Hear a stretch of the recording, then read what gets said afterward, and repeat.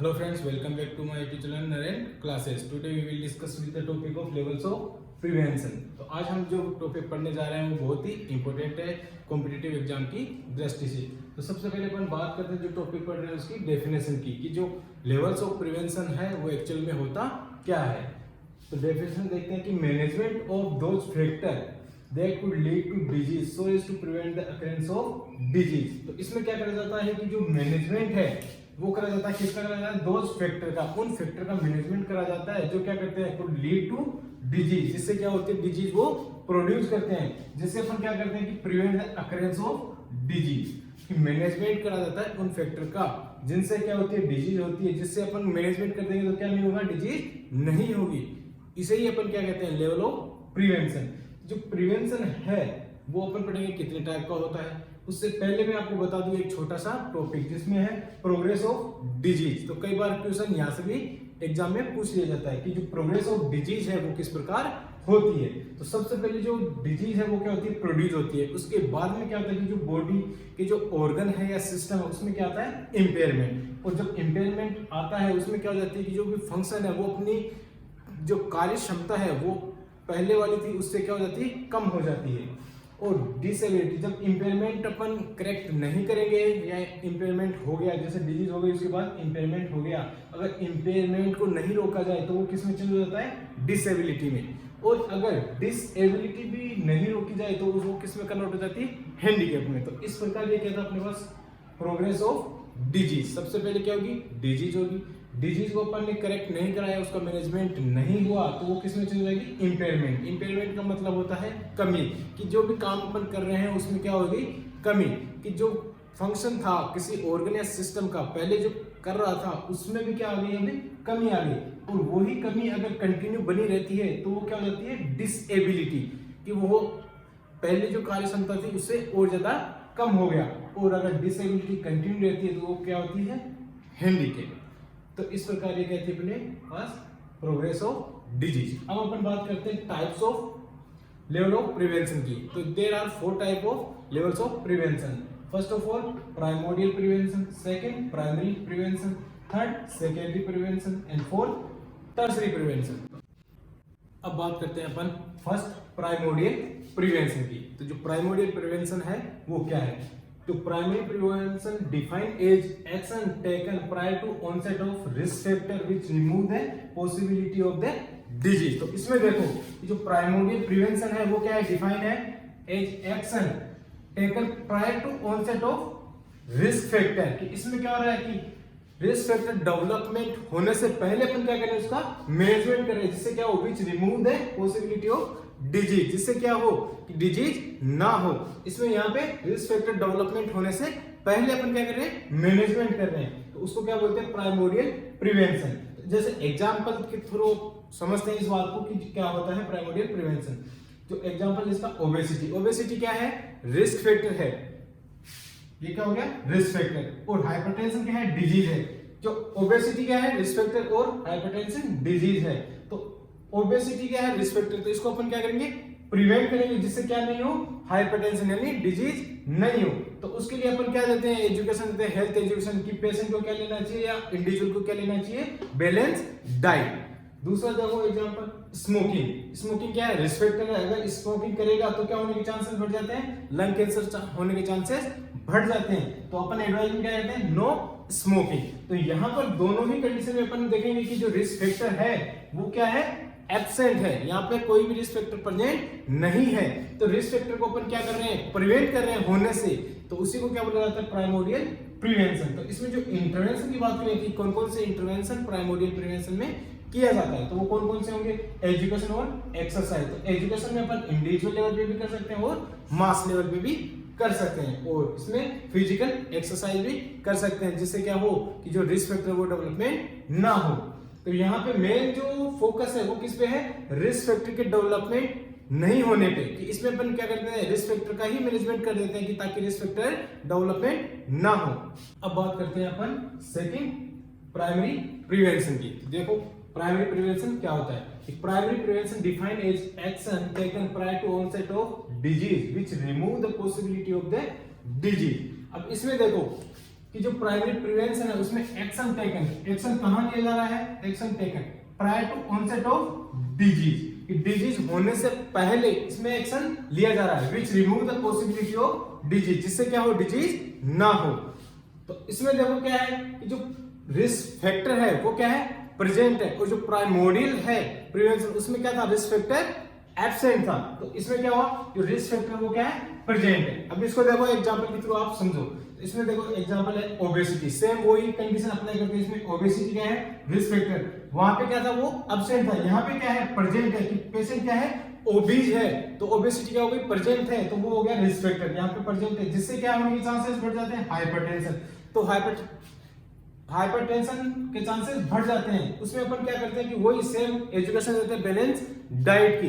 अपन यहाँ पे ना तो प्राइमोडियल में और ना ही प्राइमरी, दोनों में क्या डिजीज अभी तक नहीं हुई है, लेकिन पॉसिबिलिटी है, तो उसी को अपन क्या दे रहे हैं, बैलेंस डाइट की एजुकेशन दे रहे हैं। तो ये क्या हुआ, प्राइमरी प्रिवेंशन। अब बात करते हैं सेकंड, स्मोकिंग। तो प्राइमोडियल में क्या था, स्मोकिंग नहीं कर रहा था, और यहाँ पे क्या स्मोकिंग कर रहा है पेशेंट, तो रिस्क फैक्टर क्या है, प्रेजेंट है, और प्राइमोडियल में एब्सेंट था। तो यहाँ पे क्या हुआ, स्मोकर है पेशेंट, तो उसमें चांसेस किसके रहते हैं, लंग कैंसर के, लेकिन डिजीज नहीं है, यहाँ पे क्या है, केवल चांसेस है। तो अपन उसको क्या इमेज करते हैं, नो स्मोकिंग। तो इस प्रकार ये क्या थे इसके एग्जांपल। अब अपन बात करें लेवल ऑफ प्रिवेंशन में इंटरवेंशन की। तो there are two intervention in primary prevention, एक तो जनरल हेल्थ एजुकेशन और सेकंड स्पेसिफिक प्रोटेक्शन।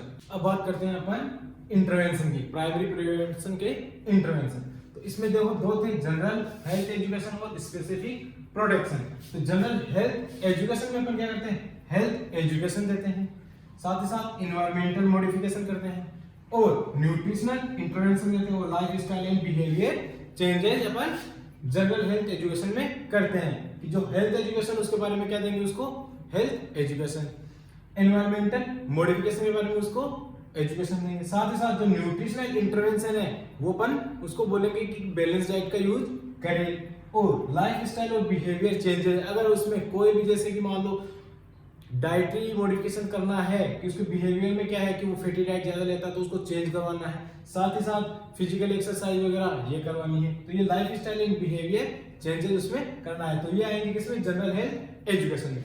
अब बात करें अपन स्पेसिफिक प्रोटेक्शन में, तो इसमें देखो इम्यूनाइजेशन, जो भी वैक्सीन अपन लगाते हैं वो किसमें आएगी, इम्यूनाइजेशन में और स्पेसिफिक प्रोटेक्शन में, प्राइमरी प्रिवेंशन में।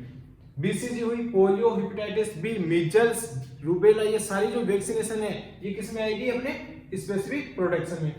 सेकंड बात करते हैं अपन कीमो प्रोफाइलैक्सिस। तो इसमें देखो क्या करना है, जिस पेशेंट को कीमोथेरेपी चल रही है उस पेशेंट में अपन क्या करते हैं कि सेकेंडरी इन्फेक्शन ना हो उसके लिए अपन अदर एंटीबायोटिक्स भी यूज करते हैं, जैसे कि टेट्रासाइक्लिन फॉर कोलेरा, कि जिस पेशेंट को क्या हो रहा है, कीमोथेरेपी चल रही है उसमें टेट्रासाइक्लिन का यूज करा जाता है जिससे क्या हो ना हो, कोलेरा। डेप्सोन का यूज करा जाता है जिससे लेप्रोसी ना हो। डॉट्स में डॉट्स थेरेपी का यूज करा जाता है ट्यूबरकुलोसिस ना हो।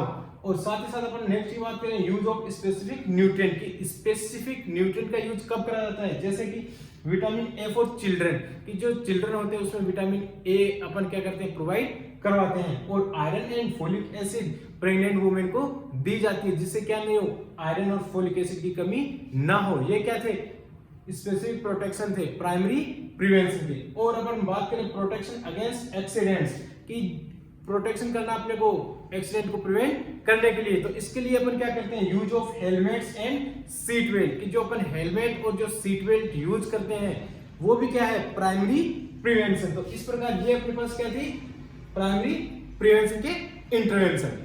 अब अपन primary prevention and primordial prevention दोनों में डिफरेंशिएट करते हुए पढ़ेंगे कि दोनों में क्या डिफरेंस है। स्टूडेंट्स के मन में हमेशा कंफ्यूजन रहता है प्राइमोडियल और प्राइमरी के बीच में, तो वो देख लेते हैं। जैसे कि अपने पास दो इंडिविजुअल है,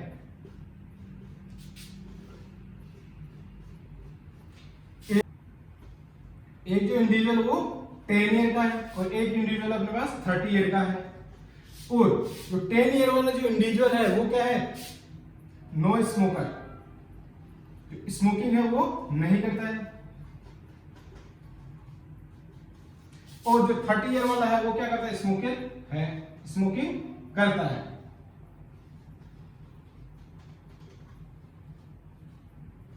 आगे बात समझ, अपने पास दो इंडिविजुअल है, एक 10 ईयर का है, एक 30 ईयर का है। जो 30 ईयर का है वो क्या है, स्मोकिंग करता है, और 10 ईयर का वो स्मोकिंग नहीं करता। इन दोनों को ही हम क्या देंगे, हेल्थ एजुकेशन देंगे कि आपको स्मोकिंग नहीं करनी है।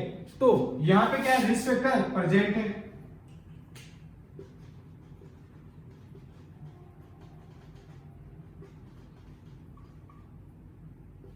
और यहां पे जो रिस्क फैक्टर है वो क्या है, एब्सेंट है। आगे बात समझ में देखो, स्मोकिंग नहीं कर रहा तो रिस्क फैक्टर है क्या, नहीं है। लेकिन इसमें भी क्या हो सकता है, लंग कैंसर, और इसमें भी क्या हो सकता है, लंग कैंसर। स्मोकिंग से क्या होता है, लंग कैंसर के चांसेस बढ़ जाते हैं। अपन ये नहीं कह रहे कि इनमें दोनों में ये स्मोकिंग कर रहा है तो इसमें लंग कैंसर है या कोई डिजीज है, डिजीज इसमें भी नहीं है और डिजीज इसमें भी नहीं है। लेकिन यहाँ पे रिस्क फैक्टर क्या है, प्रेजेंट है, स्मोकिंग ये कर रहा है तो ये क्या है, रिस्क फैक्टर है।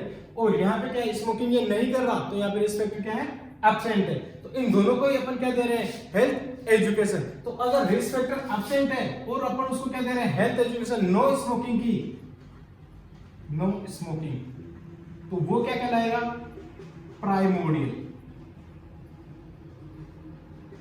प्रिवेंशन। और अगर स्मोकर है पेशेंट और रिस्क फैक्टर क्या हुआ, प्रेजेंट है, तो उसमें अपन क्या कर रहे हैं, देखो नो स्मोकिंग इंटरवेंशन क्या है, नो स्मोकिंग, उसको भी अपन क्या कर रहे हैं, हेल्थ एजुकेशन देते हैं कि आपको स्मोकिंग नहीं करनी है। रिस्क फैक्टर क्या है, प्रेजेंट है, तो उस कंडीशन में अपन क्या बोलेंगे, इसको प्राइमरी प्रिवेंशन। इस प्रकार ये क्या था अपने पास, प्राइमोडियल और प्राइमरी प्रिवेंशन में डिफरेंशिएशन कि किस प्रकार प्राइमोडियल प्रिवेंशन होता है और किस प्रकार प्राइमरी प्रिवेंशन होता है। अब बात करते हैं अपन सेकेंडरी प्रिवेंशन की। जो सेकेंडरी प्रिवेंशन है वो क्या है, defined is the action taken after the occurrence of disease to stop the progress of disease and prevent complication. तो इसमें देखो प्राइमोडियल एंड प्राइमरी प्रिवेंशन में क्या था, जो डिजीज थी वो प्रेजेंट नहीं थी, लेकिन जो सेकेंडरी प्रिवेंशन है उसमें देखो क्या है कि जो action taken after the occurrence of disease, यहाँ पे क्या हुआ, डिजीज का अकरेंस प्रेजेंट है, मतलब यहाँ डिजीज हो चुकी है, उसके बाद अपन क्या करते हैं, इंटरवेंशन करते हैं। क्यों करते हैं, to stop the progress of disease and prevent complication. कि जो प्रोग्रेस ऑफ डिजीज है उसको क्या करते हैं अपन, एक तो स्टॉप करते हैं और साथ ही साथ जो कॉम्प्लिकेशन ना हो उसके लिए क्या करते हैं, इंटरवेंशन करते हैं। उसको क्या बोला जाता है, सेकेंडरी प्रिवेंशन। अब अपन जैसे एग्जांपल के थ्रू इसको समझे तो हाइपरटेंशन क्या है, डिजीज है, ये क्या हो गई, अकरेंस हो चुकी है।